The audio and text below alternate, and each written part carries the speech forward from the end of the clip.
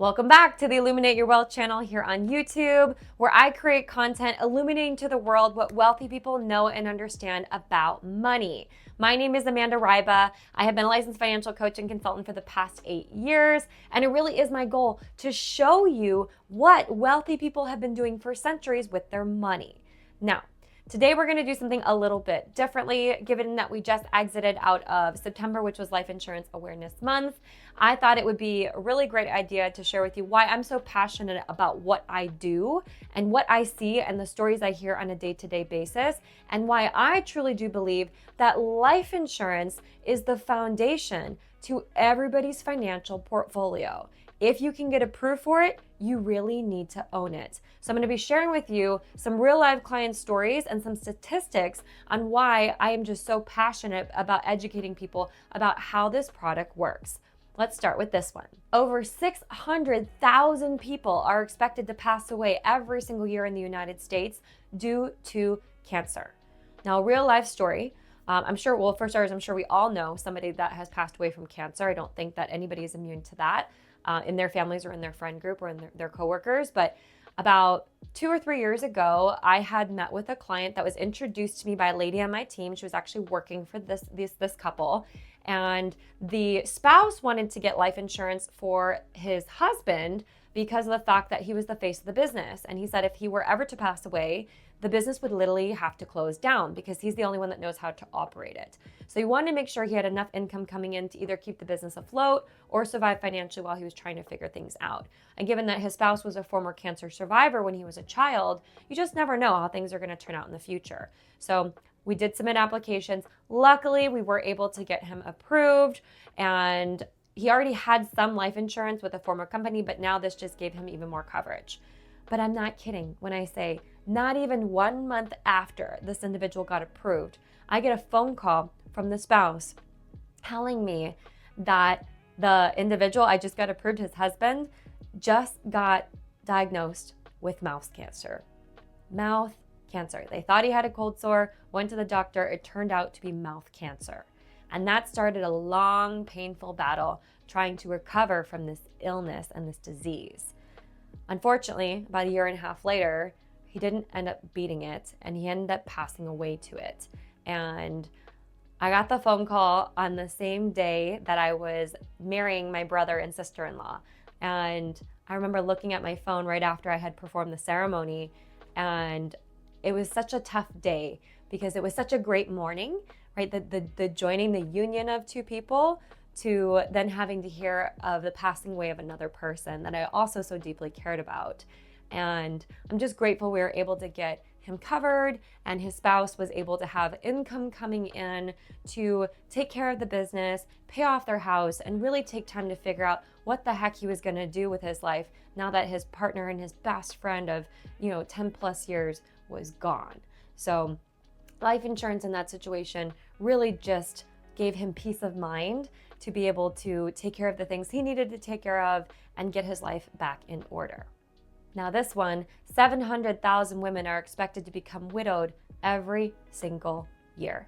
And I have a very personal story for this one because back when I was 20 years old, some of you may know if you follow my content, I actually lost my dad due to cancer, and I had to watch my own mother become a widow when she was just 50 years old. And I think back to that time and how I'm grateful to the fact that she had some time to spend with my dad to figure out how to take care of certain things when he was no longer to be here. But again, watching somebody pass away from cancer is probably one of the worst things you'll ever have to go through, especially if it's somebody you really, really, truly love and care for.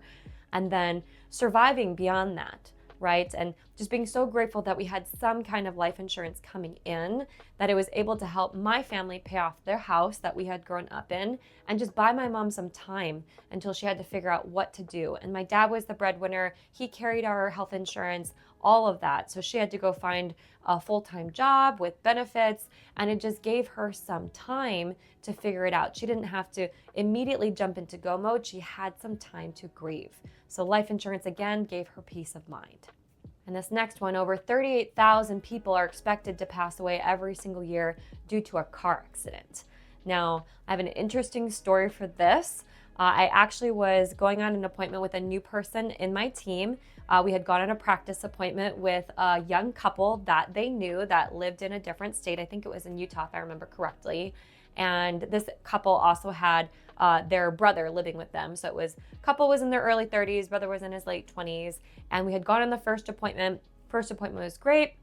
They wanted more information. They wanted to get some insurance products in place, get themselves set up financially. All three of them did. So we scheduled the follow-up for 1 week later. I remember specifically saying to them, same time next week? And they said yes. I didn't even make an effort to try to get that appointment any closer. I just said same time next week. Well, that appointment was on a Tuesday. I got a phone call on Monday, the day before our appointment, our follow-up appointment, where we were going to get applications submitted for insurance products. And I got a phone call from the husband saying, Amanda, I'm so sorry, we're gonna have to cancel our appointment tomorrow because we just got in a really bad car accident today, and my wife is really beat up. She's in the emergency room right now, and I'm not really sure what's gonna happen or how this is all gonna go. And I remember thinking to myself, dang it, this is my fault. Because me as the agent, I should have pressed to get in front of them sooner. I should not have said same time next week. I should have said, hey, can we get back together in the next 2 to 3 days, not in the next 7. And because of the fact that we waited 7 days, that car accident happened on the 6th day. That day, his wife sustained massive head trauma and unfortunately is no longer insurable due to the injuries that she sustained in that car accident. Now, she did not pass away, but she sustained severe trauma and is no longer insurable. So, moral of the story, the sooner you can get it, the better, because you don't ever know what's going to happen, especially on the roads. And this last statistic, over 7 million people are expected to get injured on the job every single year. Another story where I had gone on a practice appointment with a lady that I was training on my team. We sat down with her brother's friend who was not married but had 2 young kids at the time. And we're going through and we're talking about life insurance and the importance of owning it. And we're talking about the fact that today, life insurance really is life insurance. You can access the money out of the death benefit while you're alive due to an injury or a severe illness of some kind. We call it living benefits in long-term care. And as I'm explaining this story, this gentleman literally starts crying right in front of me. And I pause and I say, I'm so sorry, is something wrong? And he goes, where were you 3 years ago? And I paused and I was like, what do you mean? And he goes, where were you 3 years ago?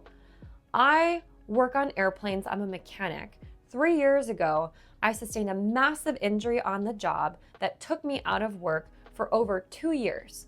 I fought for disability for 2 years. I could not get my disability coverage and I had zero income coming in. And I asked him, well, what did you do to survive financially during that time then? He's like, what I could do. I drained every single retirement account I had. I drained every single savings account. I drained my kids' college funds. I had to drain everything, even to the point where I ended up splitting up from my spouse because we just fought every single day about money. It ended up destroying our marriage. Where were you 3 years ago? You're telling me that I could have had one product in place that maybe cost me $50 a month, that I could have accessed a tax-free benefit out of every single month to pay my medical expenses, to pay my mortgage, to survive financially while I'm recovering. You're telling me that that product existed over 3 years ago and I didn't know about it?